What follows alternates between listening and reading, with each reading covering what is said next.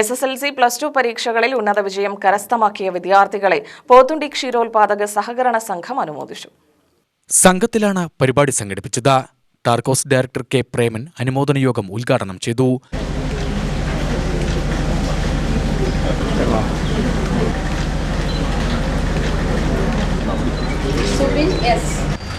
റോഡുകളുണ്ട് നമ്മുടെ മുന്നിൽ, പക്ഷേ വഴി നമ്മൾ കണ്ടെത്തണം. എവിടേക്ക് പോകണം വേണ്ടേ?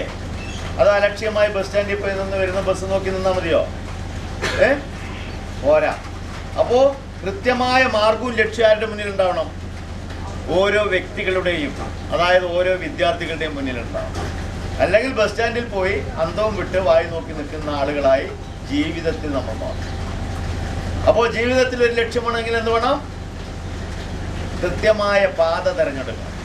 കൃത്യമായ പാത തിരഞ്ഞെടുക്കണമെങ്കിൽ നമ്മുടെ മനസ്സിൽ, നമ്മുടെ ജീവിതത്തിൽ എന്ത് വേണം?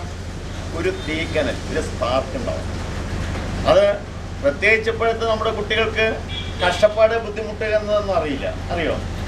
പണ്ട് നിങ്ങളുടെയൊക്കെ അച്ഛന്മാരുടെ കാലഘട്ടം എന്ന് പറയുന്നത് കഷ്ടതയുടെയാണ്. അത്ര കഷ്ടത ഇല്ലെങ്കിലും മുത്തച്ഛന്മാരുടെ ജീവിതത്തെ അപേക്ഷിച്ച് അച്ഛന്മാർക്ക് സുഖമാണെങ്കിലും പക്ഷെ കഷ്ടതകളുണ്ടായിരുന്നു, അല്ലേ?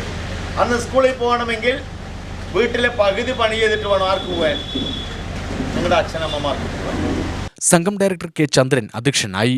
വാർഡ് മെമ്പർ മഞ്ജുല ഷിബു, സംഘം president D Manikandan, director Gauri Prakash, K Narayanan എന്നിവർ പ്രസംഗിച്ചു.